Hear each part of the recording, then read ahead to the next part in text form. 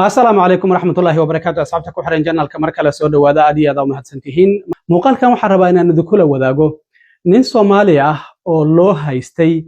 مسوق ماسوق كدواد كوب يتبن مليون أو دولار إسلامر كان لفليي محكمة دي سو إن أي بلابطو مالنت إسنين تاهي سوسعتا أيا لوايي ميل جان إيا عرب أو دقاي إن أو ودن كقودهي سكجرو إيا إن أو كبحصدي ilaa iyo hadda Warren ayaa loo soo jaray isla markaana waa la baadigoobaya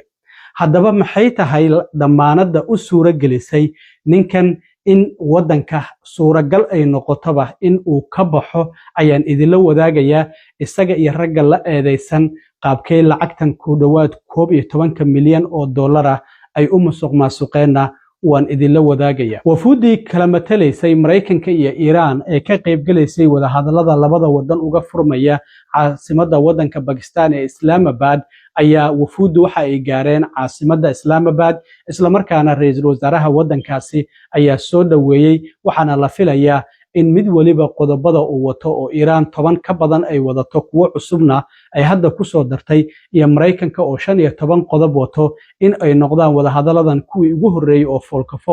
labada wadan ay isaga hor yimaadaan ilaa iyo sanadkii 1979 kiina waan idin la wadaagaya Abdirashiid Saciid oo konton jir ah isla markaana isaga iyo laba nin oo kale oo Soomaali ah oo magacyadooda la kala yiraahdo علي عبد الرزاق أحمد يوليبا سعيد عول إبراهيم لونه هايستي سدحدودا إن أي مسوق ماسوقين لعب كدوات كوب 10 مليون أو دولار أو برنامج كعافمات كميديكيد كلوجو تلاقي دتك باهيها جار كقبة يدتك وايل إن أذيك لوجو قبته إسلامر كان لفيلي محكمة ديسة إن أي بلابته مالنت إسنين تاهي صوصعته سدحية طبنك بشان أبريل أي نكجرنو بريكلي أي نجحكته ayaa dacwadoogayaashu waxa ay sheegeen in uusan soo xaadirin maxkamad hordhac ah oo la filayay in talaadadii la soo dhaafay ee 7 bishan ay maxkamaddu la yeelato xitaa qareenkiisa waxa uu yiri ma ogi Abdirashiid meel jaan iyo cirib uu dhigay haddaba Abdirashiid Saciid oo konton jir ah waxa la filayay maxkamadaasi inuu yimaado isla markaana pre-trial hearing ayaa la yiraahdaa maxkamadda dacwadiisa xilliga la filayay inay bilaabato isniinta hadda soo socota ayaa la filayay talaadadii la soo dhaafay ee 7 bisha in uu soo xaadiro laakiin dacwadoogayaashu waxa ay sheegeen in la waayay Abdirashiid isla markaana aan la ogeyn xilliga uu wadanka ka baxay in uu ba wadanka ka baxay in uu wadanka gudihiisa joogo aan jaan iyo cirib meel uu dhigay aan la ogeyn haddaba waxaa jirtay in Abdirashiid Saciid sanadkii 2021 uu qirtay dambi xatooyo lacageed ah oo arrimahan musuqmaasuqa ee Medicaid-ka la xiriiray isla markaana markuu dambigiisa qirtay waxa uu bixiyay lacag ku dhawaad 80,000 oo dollar ah waxaana la yiri mar kale barnaamijyadan federaalka ah kama ag dhawaan kartid sidaas darteed arrintaasi ma uusan dhageysanina haddana waxa uu furay oo laakiin loo maleynaya magacyo dad kale inuu ku furay 3 company oo BCA-da waa personal care assistance-ga ku shaqeeya sidaas darteed waxa ay ku shaqeynayeen mailbox ku yaala qofku markuu company furanayo waa inuu xafiis samaystaa laakiin ninkan boostada ayuu tagay mailbox ayuu ka soo furtay ku yaala Central Avenue oo North East waqooyi bari ee magaalada Minneapolis ee gobolka Minnesota halkaasi ayaa isaga iyo labadaasi nin saddexdaasi company ay ku rangareynayeen Abdirashiid markii arrintan la soo qabtay waxaana dacwadan ay musuqmaasuqan ay sameeyeen intii u dhaxaysay bilihii May ee sanadkii 2019 ilaa iyo May sanadka 2023 markii wax laga weydiiyay oo la arkay saddexdan company oo jeegag u soo qoraya Abdirashiidna garsooruhu uu weydiiyay ama qaadadkii dacwadoogayaashu ay weydiiyeen lacagtan maxay tahay jeegaga lagu soo qorayo waxa uu yiri waa lacag deyn ah oo ay siinayeen companiyadan si lacagihii hore oo markii dambiga aan qirtay lagu xukumay aan isaga bixiyo sidaas darteed waxa weeyaan anaga dadkeena Soomaalida waxaan dhaqan u leenahay in aan iscaawino amaba sidoo kale lacagahan aan isdeymino marka asagoo arrimahaasi ay dacwadoogayaashu wax ka weydiinayeen markii dhageysigiisii ugu horeeyay sanadkii 2023 dacwadahan lagu soo ogeyna Abdirashiid sidan ayuu ku jawaabay Were those checks for employment for you, Mr. Said? No. What were they for? Loans. No, Your Honor. Our culture is we trust one another. cabdirashiid saciid iyo labada nin oo kale oo la eedeysnaa oo la kala yiraahdo Cali Cabdirasaaq Axmed iyo Saciid Cawil Ibraahim lacagaha ay ku eedeysan yihiin qaabkan ayaa loogu soo kala eedeeyay 997,000 oo dollar waxa la yiri waxa ay ku biilgareeyeen dad aysan wax adeeg ah aysan u qabanin lacagahaas waa iska qaateen dadkii loo baahnaa adeegii ay u qabtaanna ma aysan u qaban 300,000 oo dollarna overbilling ayay sameeyeen lacag ka badan lacagtii loogu talagalay dadkaasi inay ku biilgareeyaan amaba Medicaid-ka barnaamijkaasi ayay ku biilgareeyeen amaba ay ka qaateen 5.8 milyan ayaa sidoo kalena waxa ay sameeyeen in aysan ba diiwaan gelinba amaba sidoo kale si been abuur ah ay u diiwaan geliyeen macnaha iyagoo adeegii qaban ay iska soo qoranayeen ay soo biilgareysanayeen waxay dhahayeen dadkaasi ayaan adeeg u qabanay 4.6 milyan sidoo kalena waxa jirtay dokumentiyo been ah in iyagana ay soo sameeyeen oo sidaasi ay lacagta ku qaateen lacagaha qaabkaasi ayaa loogu soo kala eedeeyay marka Cabdirashiid iyo labada nin ee kale ee Soomaalida ah ee la eedeysnaa marka aanu soo laabto Cabdirashiid iyo baxsashadiisa iyo maxaa u suura galiyay in Cabdirashiid uu baasaboorkiisa haysto Cabdirashiid markii maxkamadii u horeysay la soo taagay horta dacwadan waa dacwad heer gobol ah ma ahan heer federaal gobolka Minnesota ayaa saddexdan nin dacweynayay sidoo kalena xafiiska xeer ilaalinta Keith Ellison waraaq ay garsooraha u qoreen ay leeyihiin Cabdirashiid xaaskiisa iyo caruurtiisa Kenya ayay degan yihiin waxaan ka baqaynaa in uu wadanka ka baxsado laakiin garsooraha oo magaciisa la yiraahdo John Hoyos ayaa waxa uu Cabdirashiid siiyay laba dooq midkood in uu isagu sameeyo in uu bixiyo lacag 50,000 oo dollar ah isla markaana baasaboorkiisa laga qaado iyo sidoo kale in uu bixiyo lacag 150,000 oo dollar ah baasaboorkiisana uu haysto wax shuruudana aysan ku xirneen xitaa travel restriction lama saarin baasaboorkiisana red flag lama gelin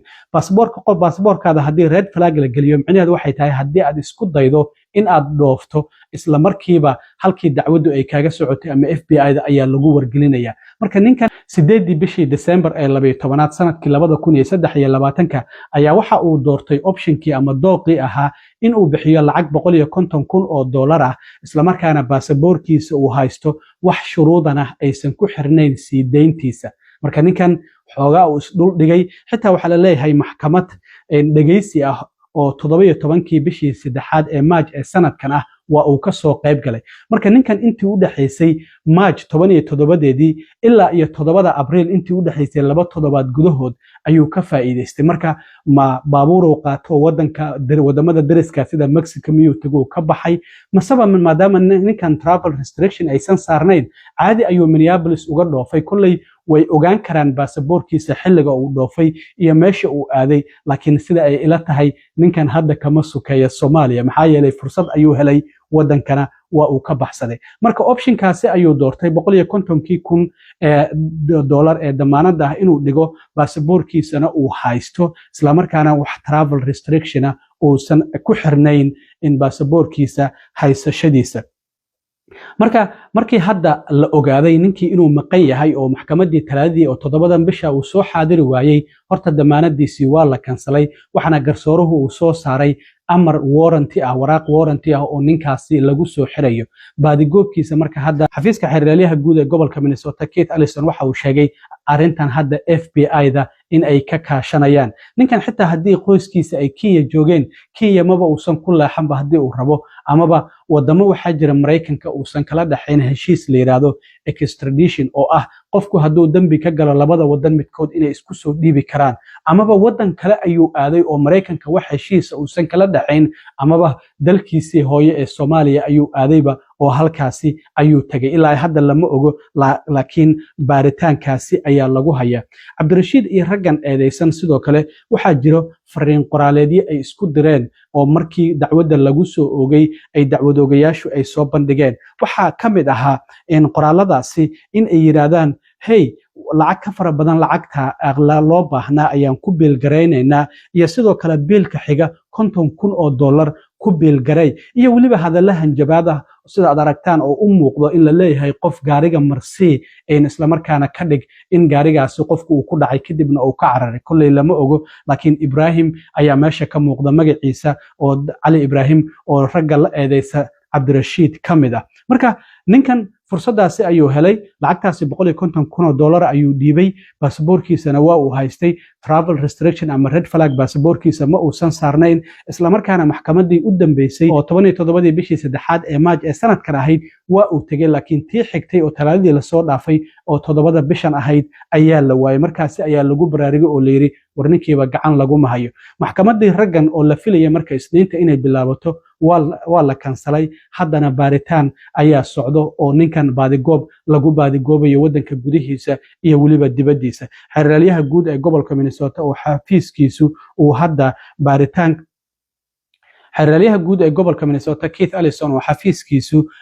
dacwadan uu qaadayay ayaa waxa uu sheegay arintan inay dhabarjab weyn ku tahay kiiskan laakiin wuxuu yiri waa iga go'an tahay in aan gacanta ku soo dhigno Cabdirashiid isla markaana iyo qof kasta oo ku lug leh musuqmaasuqa Medicaid-ka marka arintaasi waxa ay tahay arin la yaab leh oo hadda Cabdirashiid lala yahay halka jaan iyo cirib uu dhigay isla markaana uu ka faa'iideystay damaanadaasi garsooruhu isaga ayaa xaq waxa uu leeyahay qofka in hadii uu waxa la fiirinayaa qofka horta flight risk miya qofka haduu dambiile ahaa oo qof dad dilay iyo waxaasi uu yahayna qofkan bulshada qatar ma ku yahay garsoorayaashu labadaasi ayay fiiriyaan flight risk hadda Cabdirashiid oo kale flight risk ayuu ahaa qofkan inuu wadanka ka baxsado ayaa suuragal ahayd marka in baasaboorkiisa loo ogolaado oo uu haysto travel restriction aan la saarin oo xanibaad ama red flag baasaboorkiisa xil marka uu isku dayo in uu baxo in ay ciidamada FBI-da ay ogaan karaan airportka ciidamada TSA-dana ay ku wargelin karaan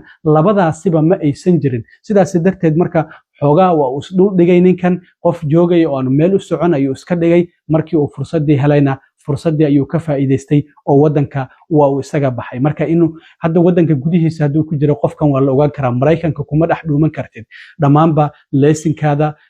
baasaboorkaada kaararka aad wadato kulli jeep ayaa ku wada jira telefonkaada ayaa la ogaan karaa laakiin waxa muuqata ninkan inuu wadanka ka baxsaday kullay way og yihiin oo baasaboorkiisa waa ay arkaan xilliga uu baxay iyo meesha uu aaday laakiin waa xilli hadda 2 toddobaad ay ka soo wareegatay ninkan xilliga la leeyahay oo maxkamadiisii ugu dambeysay iyo waliba maxkamadan xigtay oo talaadadii ahayd marka ku dhawaad 2 ilaa 3 toddobaad fursada ayaa hadda ninkan uu helayba oo wadanka ka baxay marka waxa laga yaabaa inuu joogo wadan Mareykanka aysan ka dhaxayn heshiis isu soo dhiibid